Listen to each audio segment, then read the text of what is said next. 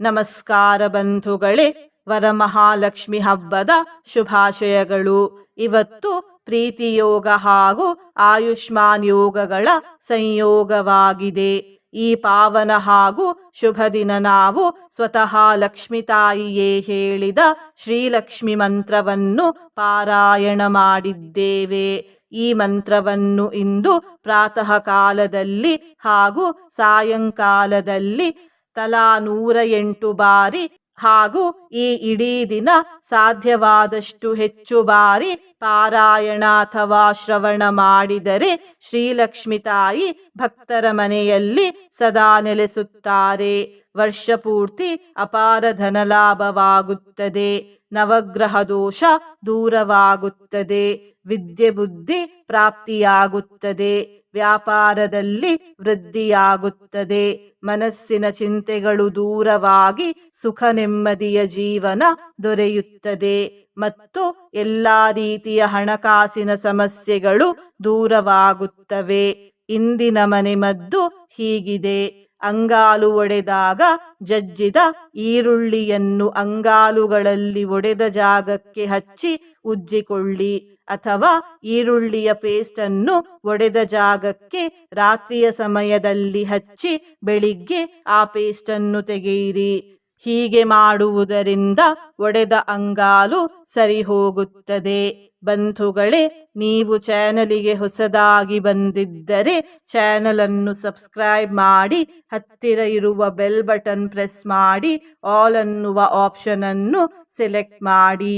ನೀವು ಸಬ್ಸ್ಕ್ರೈಬ್ ಮಾಡಿದರೆ ನಮಗೂ ಇನ್ನೂ ಹೆಚ್ಚು ವಿಡಿಯೋ ಮಾಡಲು ಸ್ಫೂರ್ತಿ ಸಿಗುತ್ತದೆ ಮತ್ತು ನಿಮಗೂ ನಮ್ಮ ಹೊಸ ವಿಡಿಯೋ ಅಪ್ಲೋಡ್ ಆದ ತಕ್ಷಣವೇ ಸಿಗುತ್ತದೆ. ಮಂತ್ರಶ್ರವಣ ಮಾಡುವಾಗ ನಮೋ ಲಕ್ಷ್ಮಿ ಮಾತೆ ಎಂದು ಕಮೆಂಟ್ ಮಾಡಿ ಬಂಧುಗಳೇ. ಮಂತ್ರ ಪಾರಾಯಣವನ್ನು ಶುರು ಮಾಡೋಣ. ಗೃಹೇ ತಸ್ಯ ಸದಾ ತಿಷ್ಠೇ ನಿತ್ಯಂ ಶ್ರೀಃ ಪತಿನಾ ಸಹ ಸುಖ ಸೌಭಾಗ್ಯ ಸಂಪನ್ನೋ ಮನಸ್ವಿ ಬುದ್ಧಿಮಾನ್ ಭವೇತ್. ಗೃಹೇ ತಸ್ಯ ಸದಾ ತಿಷ್ಠೇ ನಿತ್ಯಂ ಶ್ರೀಃ ಪತಿನಾ ಸಹ ಸುಖ ಸೌಭಾಗ್ಯ ಸಂಪನ್ನೋ ಮನಸ್ವಿ ಬುದ್ಧಿಮಾನ್ ಭವೇತ್. ಗೃಹೇ ತಸ್ಯ ಸದಾ ತಿಷ್ಠೇ ನಿತ್ಯಂ ಶ್ರೀಃ ಪತಿನಾ ಸಹ ಸುಖ ಸೌಭಾಗ್ಯ ಸಂಪನ್ನೋ ಮನಸ್ವಿ ಬುದ್ಧಿಮಾನ್ ಭವೇತ್. ಗೃಹೇ ತಸ್ಯ ಸದಾ ತಿಷ್ಠೇ ನಿತ್ಯಂ ಶ್ರೀಃ ಪತಿನಾ ಸಹ ಸುಖ ಸೌಭಾಗ್ಯ ಸಂಪನ್ನೋ ಮನಸ್ವಿ ಬುದ್ಧಿಮಾನ್ ಭವೇತ್. ಗೃಹೇ ತಸ್ಯ ಸದಾ ತಿಷ್ಠೇ ನಿತ್ಯಂ ಶ್ರೀಃ ಪತಿನಾ ಸಹ ಸುಖ ಸೌಭಾಗ್ಯ ಸಂಪನ್ನೋ ಮನಸ್ವಿ ಬುದ್ಧಿಮಾನ್ ಭವೇತ್. ಗೃಹೇ ತಸ್ಯ ಸದಾ ತಿಷ್ಠೇ ನಿತ್ಯಂ ಶ್ರೀಃ ಪತಿನಾ ಸಹ ಸುಖ ಸೌಭಾಗ್ಯ ಸಂಪನ್ನೋ ಮನಸ್ವಿ ಬುದ್ಧಿಮಾನ್ ಭವೇತ್.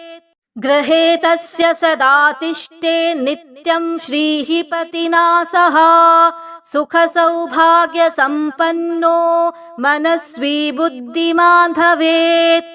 ಗೃಹೇ ತಸ್ಯ ಸದಾ ತಿಷ್ಠೇ ನಿತ್ಯಂ ಶ್ರೀಃ ಪತಿನಾ ಸಹ ಸುಖ ಸೌಭಾಗ್ಯ ಸಂಪನ್ನೋ ಮನಸ್ವಿ ಬುದ್ಧಿಮಾನ್ ಭವೇತ್.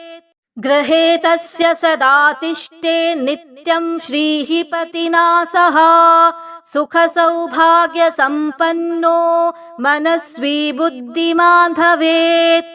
ಗೃಹೇ ತಸ್ಯ ಸದಾ ತಿಷ್ಠೇ ನಿತ್ಯಂ ಶ್ರೀಃ ಪತಿನಾ ಸಹ ಸುಖ ಸೌಭಾಗ್ಯ ಸಂಪನ್ನೋ ಮನಸ್ವಿ ಬುದ್ಧಿಮಾನ್ ಭವೇತ್. ಗೃಹೇ ತಸ್ಯ ಸದಾ ತಿಷ್ಠೇ ನಿತ್ಯಂ ಶ್ರೀಃ ಪತಿನಾ ಸಹ ಸುಖ ಸೌಭಾಗ್ಯ ಸಂಪನ್ನೋ ಮನಸ್ವಿ ಬುದ್ಧಿಮಾನ್ ಭವೇತ್. ಗೃಹೇ ತಸ್ಯ ಸದಾ ತಿಷ್ಠೇ ನಿತ್ಯಂ ಶ್ರೀಃ ಪತಿನಾ ಸಹ ಸುಖ ಸೌಭಾಗ್ಯ ಸಂಪನ್ನೋ ಮನಸ್ವಿ ಬುದ್ಧಿಮಾನ್ ಭವೇತ್. ಗೃಹೇ ತಸ್ಯ ಸದಾ ತಿಷ್ಠೇ ನಿತ್ಯಂ ಶ್ರೀಃ ಪತಿನಾ ಸಹ ಸುಖ ಸೌಭಾಗ್ಯ ಸಂಪನ್ನೋ ಮನಸ್ವಿ ಬುದ್ಧಿಮಾನ್ ಭವೇತ್. गृहे तस्य सदातिष्ठे नित्यं श्रीः पतिना सह सुखसौभाग्यसम्पन्नो मनस्वी बुद्धिमान् भवेत्। गृहे तस्य सदातिष्ठे नित्यं श्रीः पतिना सह सुखसौभाग्यसम्पन्नो मनस्वी बुद्धिमान् भवेत्। गृहे तस्य सदातिष्ठे नित्यं श्रीः पतिना सह सुखसौभाग्यसम्पन्नो मनस्वी बुद्धिमान् भवेत्। गृहे तस्य सदातिष्ठे नित्यं श्रीः पतिना सह सुखसौभाग्यसम्पन्नो मनस्वी बुद्धिमान् भवेत्। गृहे तस्य सदातिष्ठे नित्यं श्रीः पतिना सह सुखसौभाग्यसम्पन्नो मनस्वी बुद्धिमान् भवेत्। गृहे तस्य सदातिष्ठे नित्यं श्रीः पतिना सह सुखसौभाग्यसम्पन्नो मनस्वी बुद्धिमान् भवेत्। गृहे तस्य सदातिष्ठे नित्यं श्रीः पतिना सह सुखसौभाग्यसम्पन्नो मनस्वी बुद्धिमान् भवेत्। गृहे तस्य सदातिष्ठे नित्यं श्रीः पतिना सह सुखसौभाग्यसम्पन्नो मनस्वी बुद्धिमान् भवेत्। गृहे तस्य सदातिष्ठे नित्यं श्रीः पतिना सह सुखसौभाग्यसम्पन्नो मनस्वी बुद्धिमान् भवेत्। गृहे तस्य सदातिष्ठे नित्यं श्रीः पतिना सह सुखसौभाग्यसम्पन्नो मनस्वी बुद्धिमान् भवेत्। गृहे तस्य सदातिष्ठे नित्यं श्रीः पतिना सह सुखसौभाग्यसम्पन्नो मनस्वी बुद्धिमान् भवेत्। गृहे तस्य सदातिष्ठे नित्यं श्रीः पतिना सह सुखसौभाग्यसम्पन्नो मनस्वी बुद्धिमान् भवेत्। गृहे तस्य सदातिष्ठे नित्यं श्रीः पतिना सह सुखसौभाग्यसम्पन्नो मनस्वी बुद्धिमान् भवेत्। गृहे तस्य सदातिष्ठे नित्यं श्रीः पतिना सह सुखसौभाग्यसम्पन्नो मनस्वी बुद्धिमान् भवेत्। गृहे तस्य सदातिष्ठे नित्यं श्रीः पतिना सह सुखसौभाग्यसम्पन्नो मनस्वी बुद्धिमान् भवेत्। गृहे तस्य सदातिष्ठे नित्यं श्रीः पतिना सह सुखसौभाग्यसम्पन्नो मनस्वी बुद्धिमान् भवेत्। गृहे तस्य सदातिष्ठे नित्यं श्रीः पतिना सह सुखसौभाग्यसम्पन्नो मनस्वी बुद्धिमान् भवेत्। गृहे तस्य सदातिष्ठे नित्यं श्रीः पतिना सह सुखसौभाग्यसम्पन्नो मनस्वी बुद्धिमान् भवेत्। गृहे तस्य सदातिष्ठे नित्यं श्रीः पतिना सह सुखसौभाग्यसम्पन्नो मनस्वी बुद्धिमान् भवेत्। गृहे तस्य सदातिष्ठे नित्यं श्रीः पतिना सह सुखसौभाग्यसम्पन्नो मनस्वी बुद्धिमान् भवेत्। गृहे तस्य सदातिष्ठे नित्यं श्रीः पतिना सह सुखसौभाग्यसम्पन्नो मनस्वी बुद्धिमान् भवेत्। गृहे तस्य सदातिष्ठे नित्यं श्रीः पतिना सह सुखसौभाग्यसम्पन्नो मनस्वी बुद्धिमान् भवेत्। गृहे तस्य सदातिष्ठे नित्यं श्रीः पतिना सह सुखसौभाग्यसम्पन्नो मनस्वी बुद्धिमान् भवेत्। गृहे तस्य सदातिष्ठे नित्यं श्रीः पतिना सह सुखसौभाग्यसम्पन्नो मनस्वी बुद्धिमान् भवेत्। गृहे तस्य सदा तिष्ठे नित्यं श्रीपतिना सह। सुखसौभाग्यसम्पन्नो मनस्वी बुद्धिमान् भवेत्। गृहे तस्य सदा तिष्ठे नित्यं श्रीपतिना सह। सुखसौभाग्यसम्पन्नो मनस्वी बुद्धिमान् भवेत्। गृहे तस्य सदा तिष्ठे नित्यं श्रीपतिना सह। सुखसौभाग्यसम्पन्नो मनस्वी बुद्धिमान् भवेत्। गृहे तस्य सदा तिष्ठे नित्यं श्रीपतिना सह। सुखसौभाग्यसम्पन्नो मनस्वी बुद्धिमान् भवेत्। गृहे तस्य सदा तिष्ठे नित्यं श्रीपतिना सह।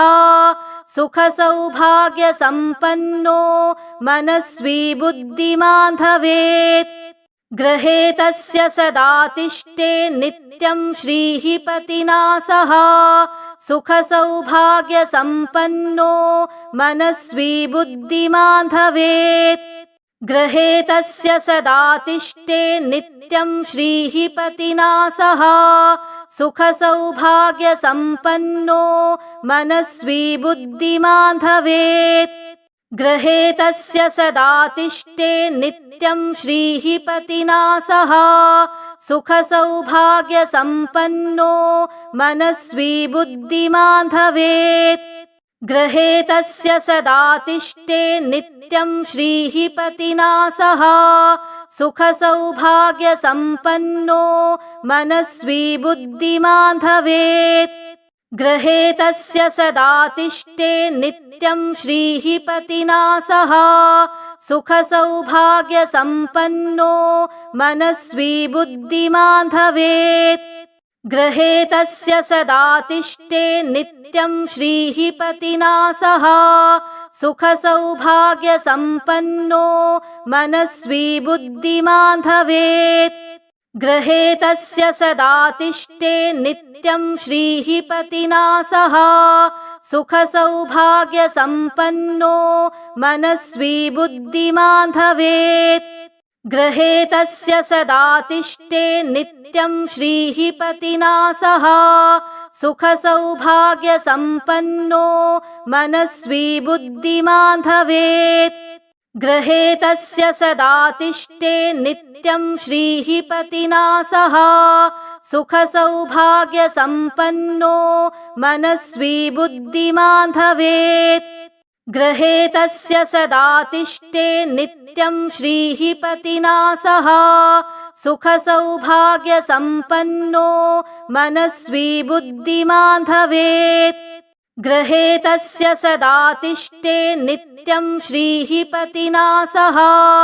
सुखसौभाग्यसम्पन्नो मनस्वी बुद्धिमान् भवेत्। गृहे तस्य सदा तिष्ठे नित्यं श्रीपतिना सह। सुखसौभाग्यसम्पन्नो मनस्वी बुद्धिमान् भवेत्। गृहे तस्य सदा तिष्ठे नित्यं श्रीपतिना सह। सुखसौभाग्यसम्पन्नो मनस्वी बुद्धिमान् भवेत्। गृहे तस्य सदा तिष्ठे नित्यं श्रीपतिना सह।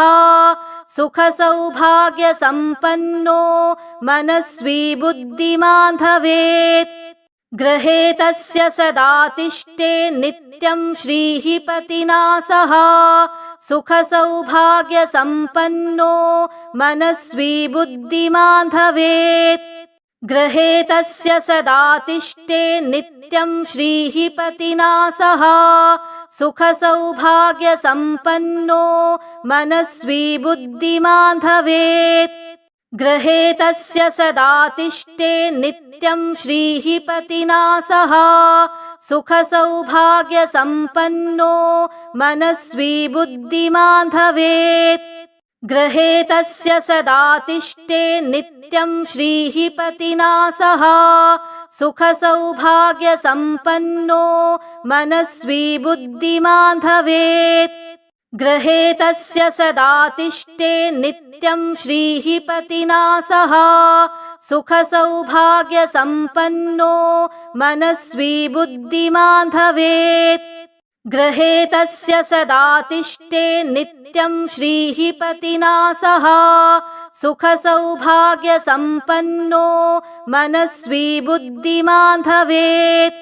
गृहे तस्य सदा तिष्ठे नित्यं श्रीः पतिना सह सुखसौभाग्यसम्पन्नो मनस्वी बुद्धिमान् भवेत्।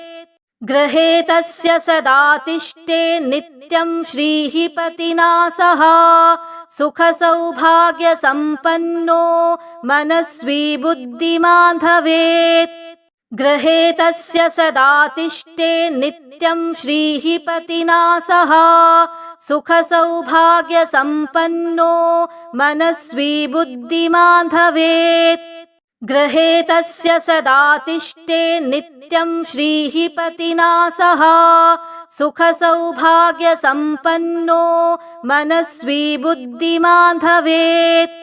गृहे तस्य सदा तिष्ठे नित्यं श्रीः पतिना सह सुखसौभाग्यसम्पन्नो मनस्वी बुद्धिमान् भवेत्। गृहे तस्य सदा तिष्ठे नित्यं श्रीः पतिना सह सुखसौभाग्यसम्पन्नो मनस्वी बुद्धिमान् भवेत्।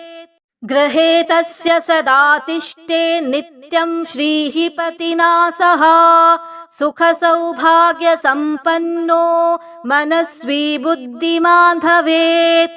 गृहे तस्य सदा तिष्ठे नित्यं श्रीः पतिना सह सुखसौभाग्यसम्पन्नो मनस्वी बुद्धिमान् भवेत्।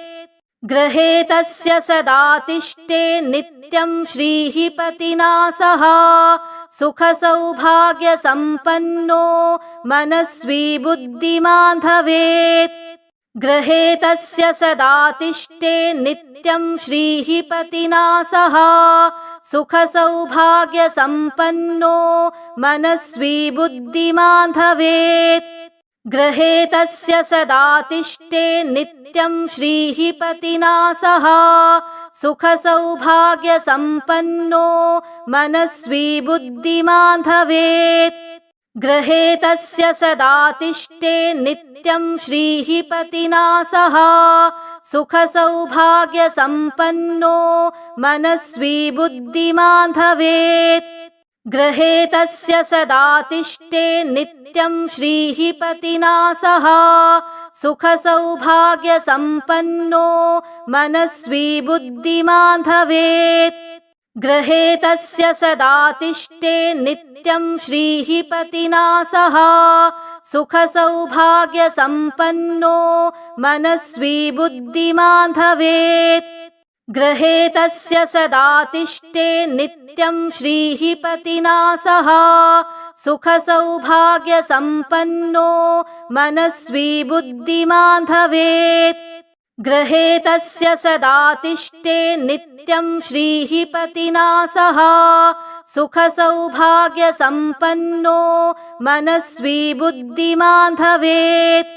गृहे तस्य सदा तिष्ठे नित्यं श्रीः पतिना सह सुखसौभाग्यसम्पन्नो मनस्वी बुद्धिमान् भवेत्। गृहे तस्य सदा तिष्ठे नित्यं श्रीः पतिना सह सुखसौभाग्यसम्पन्नो मनस्वी बुद्धिमान् भवेत्। गृहे तस्य सदा तिष्ठे नित्यं श्रीः पतिना सह सुखसौभाग्यसम्पन्नो मनस्वी बुद्धिमान् भवेत्। गृहे तस्य सदा तिष्ठे नित्यं श्रीः पतिना सह सुखसौभाग्यसम्पन्नो मनस्वी बुद्धिमान् भवेत्। गृहे तस्य सदा तिष्ठे नित्यं श्रीः पतिना सह सुखसौभाग्यसम्पन्नो मनस्वी बुद्धिमान् भवेत्। गृहे तस्य सदा तिष्ठे नित्यं श्रीः पतिना सह सुखसौभाग्यसम्पन्नो मनस्वी बुद्धिमान् भवेत्। गृहे तस्य सदा तिष्ठे नित्यं श्रीः पतिना सह सुखसौभाग्यसम्पन्नो मनस्वी बुद्धिमान् भवेत्। गृहे तस्य सदा तिष्ठे नित्यं श्रीः पतिना सह सुखसौभाग्यसम्पन्नो मनस्वी बुद्धिमान् भवेत्। गृहे तस्य सदा तिष्ठे नित्यं श्रीः पतिना सह सुखसौभाग्यसम्पन्नो मनस्वी बुद्धिमान् भवेत्।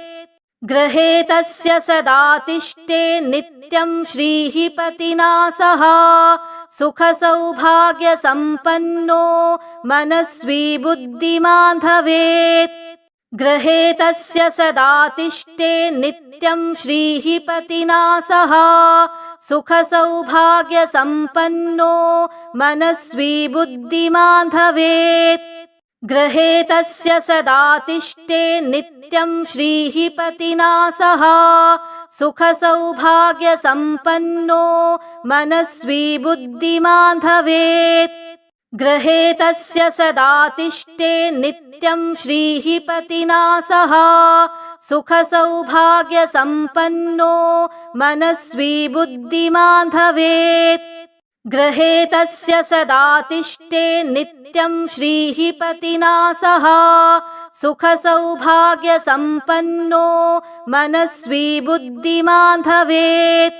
गृहे तस्य सदा तिष्ठे नित्यं श्रीः पतिना सह सुखसौभाग्यसम्पन्नो मनस्वी बुद्धिमान् भवेत्। गृहे तस्य सदा तिष्ठे नित्यं श्रीः पतिना सह सुखसौभाग्यसम्पन्नो मनस्वी बुद्धिमान् भवेत्। गृहे तस्य सदा तिष्ठे नित्यं श्रीः पतिना सह सुखसौभाग्यसम्पन्नो मनस्वी बुद्धिमान् भवेत्। गृहे तस्य सदा तिष्ठे नित्यं श्रीः पतिना सह सुखसौभाग्यसम्पन्नो मनस्वी बुद्धिमान् भवेत्। गृहे तस्य सदा तिष्ठे नित्यं श्रीः पतिना सह सुखसौभाग्यसम्पन्नो मनस्वी बुद्धिमान् भवेत्। गृहे तस्य सदा तिष्ठे नित्यं श्रीः पतिना सह सुखसौभाग्यसम्पन्नो मनस्वी बुद्धिमान् भवेत्।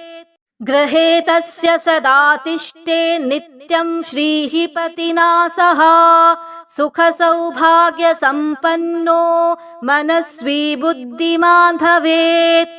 गृहे तस्य सदा तिष्ठे नित्यं श्रीः पतिना सह सुखसौभाग्यसम्पन्नो मनस्वी बुद्धिमान् भवेत्।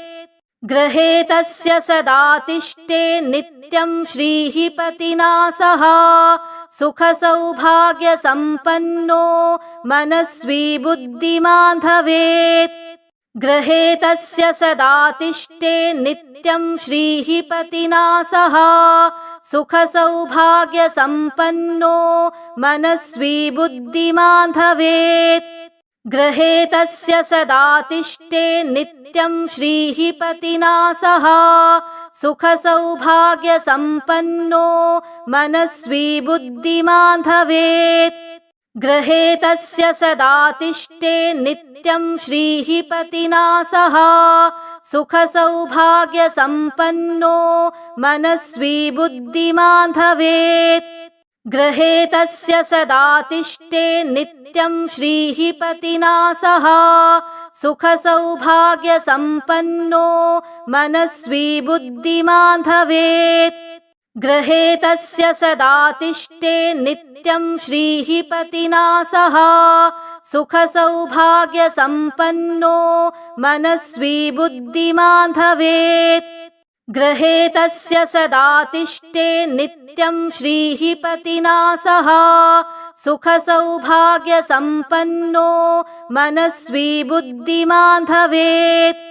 गृहे तस्य सदा तिष्ठे नित्यं श्रीः पतिना सह सुखसौभाग्यसम्पन्नो मनस्वी बुद्धिमान् भवेत्।